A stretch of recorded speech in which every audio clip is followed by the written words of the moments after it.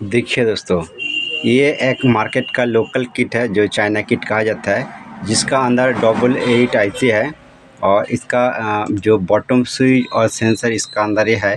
तो ये new chassis लग रहा है, बट दोस्तों ये न्यू चेसिस नहीं है। ठीक है, इसका अंदर एक फॉल्ट है। तो चलिए मैं आपको फॉल्ट फर्स्ट दिखाता हूँ कि इसका अंदर ओनली ये ऑडियो और वीडियो कोड कनेक्शन किया। ठीक है, चलिए मैं सप्लाई देके आपको देखा तो इसका प्रॉब्लम किस तरह आ रहा है। सीरीज लाइन से मैं सप्लाई दे देता हूँ। देखिए मैं सप्लाई दे दिया और देखिए इसका इंडिकेटर जल रहा है और टीवी भी ऑन हो गया। देखिए इसका पिक्चर बिल्कुल ओके आ रहा है। देखिए पिक्चर बिल्कुल ओके आ रहा है और आप स्क्रीन का अंदर अच्छा करके फॉलो कीजिए। देखिए इस तरह होने के बाद ये बंद हो गया। ठीक है, तो ये किस तरह फॉल्ट है। और इसका फिलामेंट देखिए, फिलामेंट भी ऑफ हो गया। और इसका जो इंडिकेटर ये देखिए ब्लिंक कर रहा है, अप डाउन कर रहा है। इसी तरह इसका फॉल्ट है। ठीक है, आप अच्छा करके प्रॉब्लम को नोट कीजिए। और लाइट भी, पिक्चर भी कुछ भी नहीं है। तो दोस्तों देखिए मैं सप्लाई को ऑफ कर देता हूँ। सप्लाई को मैं ऑफ कर दिया और आपको मैं बताना चाहता हूँ कि ये जो सीरीज बल्ब कुछ भी ग्लो नहीं कर रहा है। जिस टाइम वो ऑफ हो गया, मन में लगेगा कि सीरीज लाइन से सप्लाई देने का बाद सीरीज बल्ब जब ग्लो हो जाता है तो दोस्तों इसी तरह हो जाता है। और दोस्तों ऐसा नहीं है। तो दोस्तों ये जो चाइना किट आप अच्छा करके देखिए किस तरह ये चाइना पीसीबी है। तो चलिए मैं दोबारा सप्लाई देके आपको दिखाता हूँ। ये देखिए सप्लाई दे दिया। इसका ये देखिए इंडिकेटर अप डाउन अभी नहीं है और स्क्रीन का अंदर आप देख सकते हो। तो दोस्तों अप डाउन अभी भी हो रहा है। ये इंडिकेटर देखिए अभी भी अप डाउन हो रहा है और सेट चालू भी नहीं हो रहा है। ठीक है, इसी तरह इसका प्रॉब्लम है। तो चलिए सप्लाई को दोबारा ऑफ कर देता हूँ। ऑफ करने के बाद तो दोस्तों मैं आपको दिखाना चाहता हूँ कि ये प्रॉब्लम को कैसे रेडी किया जाता है। और कुछ भी पार्ट्स फूला हुआ नहीं है, टूटा फूटा नहीं है, कुछ भी पार्ट्स जला हुआ नज़र में नहीं आ रहा है इसका अंदर। ठीक है, और इसका डिगसिंग कॉइल अभी ओपन है। ओनली एसी कॉर्ड में कनेक्ट किया और ये सेंसर और पैनल का कनेक्ट किया और कुछ भी मैं कनेक्ट नहीं किया। स्पीकर भी ओपन है। तो चलिए मैं आपको और क्लियर करके दिखाना चाहता हूँ। पीसीबी को मैं उल्टा किया। तो दोस्तों कुछ टाइम ऑफ करने के बाद फिर भी जब मैं सप्लाई दे दूँगा तो ये टीवी दोबारा ऑन हो जाएगा और सेम तरह ये भी इस तरह ऑफ हो जाता है जिस तरह आपको दिखाया। ठीक है, कुछ टाइम तो मैं ऑफ करके रखा हूँ। तो चलिए मैं दोबारा ऑन करके आपको दिखाता हूँ कि ये ऑन होता है कि नहीं। ठीक है दोस्तों, तो आप देख सकते हो पीसीबी के अंदर कुछ भी सोल्डरिंग भी नहीं है, कोई भी पार्ट्स चेंज भी नहीं है। ठीक है, तो चलिए दोबारा मैं सप्लाई देके देखता हूँ। सप्लाई दे दिया और इंडिकेटर अभी ब्लिंक नहीं कर रहा है। इसका मतलब दोस्तों अभी भी ब्लिंकिंग कर रहा है। ठीक है, तो दोस्तों कुछ टाइम बंद करके रखने के बाद ये टीवी ऑन हो जाता है। तो इसी कंडीशन पर प्रॉब्लम को आइडेंटिफाई करने के लिए कुछ वोल्टेज ज़रूर चेक करना पड़ेगा।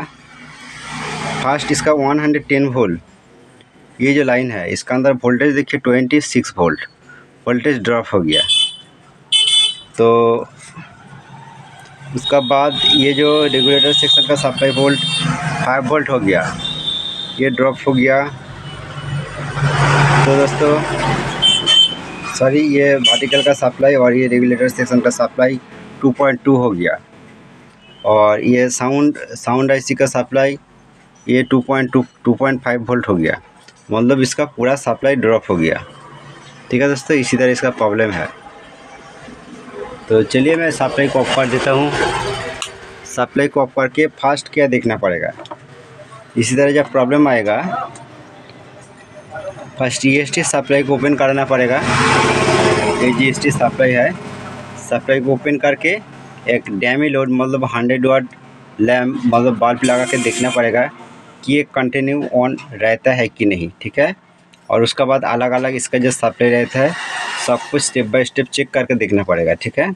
तो first condition, EST supply line के अंदर ये जो EST सप्लाई जो रेजिस्टेंस है इसको ओपन करके यहाँ पर 100 वाट बल्ब कनेक्ट करके चेक करूँगा। चलिए, तो दोस्तों ये जो EST सप्लाई लाइन का रेजिस्टेंस को मैं ओपन किया, ये रेजिस्टेंस ओपन किया, ठीक है। EST सप्लाई लाइन का यहाँ पर 100 वाट बल्ब कनेक्ट किया। तो दोस्तों ये नेगेटिव है और ये EST सप्लाई लाइन है, ठीक है। तो यहाँ पर 100 वाट बल्ब है। चलिए इसी टाइम सप्लाई देकर देखना पड़ेगा। तो दोस्तों देखिए, मैं जब सप्लाई दे दिया 100 वाट बल्ब फुल जल रहा है और इसका अंदर वोल्टेज कितना आ रहा है, देखिए 108 वोल्ट प्रॉपर बन रहा है, ठीक है दोस्तों। और देखिए दोस्तों ये वोल्टेज ड्रॉप हो गया, ये जो बल्ब ये ऑफ हो गया, वोल्टेज देखिए 7.6 वोल्ट। इसका मतलब कि दोस्तों, इसका मतलब ये जो आउटपुट मतलब EST सेक्शन ये फॉल्ट नहीं है, क्योंकि EST कनेक्ट जब करके टेस्ट करके आपको देखा है same condition, EST supply of हो गया, अभी EST कनेक्ट को ओपन कर दिया तब भी इसी तरह प्रॉब्लम आ गया। इसका मतलब अलग कुछ फॉल्ट है, ठीक है। अब देखिए मीटर को 200 DC रेंज पर मैं सिलेक्ट किया, अभी भी वोल्टेज यहाँ पर ये देखिए 4.9 वोल्ट, मतलब इसका वोल्टेज नहीं बन रहा है। और वर्टिकल सप्लाई ये भी ड्रॉप हो गया, मतलब सब कुछ वोल्टेज ड्रॉप हो गया। रेगुलेटर सेक्शन वोल्टेज ये भी ड्रॉप हो गया और साउंड IC वोल्टेज ये भी पूरा ड्रॉप हो गया। तो दोस्तों क्या प्रॉब्लम है, तो इसी कंडीशन पर जो पावर का अंदर वोल्टेज है कि नहीं है ये भी एक बार चेक करके देखना पड़ेगा, क्योंकि मेरा एक हाथ का अंदर मोबाइल है। तो चलिए मैं 600 DC रेंज पर मीटर को सिलेक्ट किया और कैपेसिटर पर कितना वोल्टेज है कि नहीं है एक बार देखना पड़ेगा। तो दोस्तों मेन कैपेसिटर फिल्टर कैपेसिटर का अंदर वोल्टेज देखिए 126 वोल्ट, क्या फॉल्ट है 126 वोल्ट। बट दोस्तों कैपेसिटर का अंदर इतना कम वोल्ट नहीं होना चाहिए, कैपेसिटर का अंदर 300 वोल्ट का आसपास रहता है। ये देखिए 125 वोल्ट, इसका मतलब इसका इनपुट लाइन का कुछ फॉल्ट हो सकता है। चलिए मैं सप्लाई ऑफ कर देता हूँ। ऑफ करने के बाद इसका इनपुट सेक्शन को देखना पड़ेगा अच्छी तरह से। इनपुट सेक्शन मतलब यहाँ पर AC कॉर्ड इनपुट होता है, उसके बाद ये लाइन फिल्टर कॉइल है और उसके बाद ये डायोड का अंदर जाता है। ये डायोड को भी अच्छा करके देखना पड़ेगा, इसका अंदर कुछ लूज कॉन्टैक्ट है कि नहीं है वो भी अच्छा करके एक बार देखना पड़ेगा। चलिए मैं अच्छा करके चेक करने के बाद आपको दिखाता हूँ। तो दोस्तों इसका प्रॉब्लम बहुत ही इंटरेस्टिंग फॉल्ट है। देखिए एक्चुअली ये PCB का कुछ भी फॉल्ट नहीं है, थोड़ा गलती के बजाय तो दोस्तों कुछ भी टेक्नीशियन ये गलती कर सकता है। क्योंकि दोस्तों मैं आपको दिखाना चाहता हूँ कि आपको पता है कि ये पॉइंट से AC सप्लाई निकल रहा है और ये फ्यूज है और ये ये लाइन फिल्टर कॉइल है और ये लाइन से ये लाइन फिल्टर कॉइल से ये चारों डायोड के बाद सप्लाई जाता है। बट दोस्तों ये जो पॉइंट है, ये 2 पॉइंट देखिए, ये 2 पॉइंट डिगोसिंग कॉइल का पॉइंट है। अब देखिए ये जो पॉइंट AC कॉर्ड में कनेक्ट किया, ये डिगोसिंग कॉइल का पॉइंट के अंदर में कनेक्ट किया, इसी का बजाय तो दोस्तों ये स्टॉप हो जाता है। तो इसका रीज़न क्या है, चलिए मैं बताता हूँ कि देखिए ये PCB का फॉल्ट नहीं है, क्योंकि ये TV का अंदर में ये PCB न्यू PCB लगाने के लिए मैं ये जब सप्लाई दे के टेस्ट कर रहा हूँ कनेक्ट करने का पूरा सेट फिटिंग्स करने का पहले, तो सप्लाई देने का कुछ टाइम के अंदर ये ऑफ हो जाता है। देखिए इसका अंदर ये जो PTC है, PTC जब कुछ टाइम सप्लाई देने के बाद ये ओवरहीट हो जाता है। ओवरहीट होने का बजाय तो इसका अंदर और सप्लाई नहीं इसका अंदर से पास नहीं होता है, तो उसी कंडीशन पर ये वोल्टेज लो हो जाता है, ठीक है। और दोस्तों ये AC का पॉइंट है, तो दोस्तों कुछ भी गलती का बजाय आप AC पॉइंट का जगह डिगोसिंग कॉइल का जो पॉइंट है यहाँ पर AC सप्लाई देगा तो कुछ भी प्रॉब्लम नहीं होगा। सेट ऑन होने के बाद कुछ टाइम के अंदर ऑफ हो जाएगा। और दोबारा जब आप सप्लाई देगा, जितना टाइम ये हीट रहेगा तो ये टीवी ऑन नहीं होगा। तो ये जब नॉर्मल ठंडा हो जाएगा तब ये पीसीबी ऑन होगा। यही इसका प्रॉब्लम है। तो चलिए कोई बात नहीं, आपको एक बार ऑन करके ही दिखाता हूँ कि मेरे न्यू टेक्नीशियन होगा तो मन में कुछ भी कन्फ्यूजन नहीं होना चाहिए। ठीक है, मैं प्रैक्टिकली आपको दिखाता हूँ कि कभी कभी बड़ा टेक्नीशियन का भी इसी तरह हो सकता है। ठीक है, तो चलिए ये जो रेजिस्टेंस को मैं ओपन किया, अभी कनेक्ट कर देता हूँ। और ये 100 वाट बल्ब को मैं जो कनेक्ट किया था ओपन कर दिया।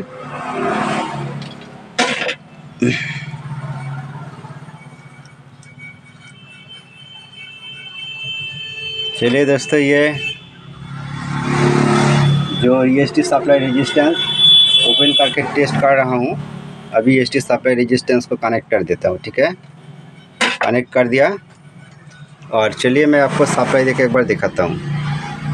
तो इसका AC कोड, दोस्तों थोड़ा सा वेट कीजिए।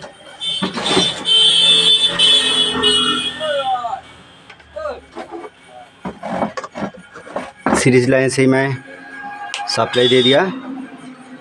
और आप देख सकते हो इसका टीवी ऑन होना चाहिए, फिलामेंट भी जल रहा है। ठीक है, और देखिए ये टीवी चालू हो गया। तो दोस्तों ये अभी बंद नहीं होगा। ठीक है, तो ये पीसीबी को अच्छी तरह से मैं फिटिंग्स करूँगा, उसके बाद ये टीवी का अंदर लगाऊंगा। तो दोस्तों ये पीसीबी को, इसका अंदर जो पीसीबी था मैं क्यों चेंज किया, मैं हर टाइम पीसीबी को चेंज नहीं करता हूँ।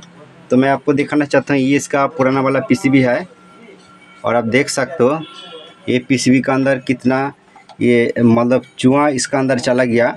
और चूहा इसका अंदर जाने के बाद ये पीसीबी को पूरा डैमेज कर दिया।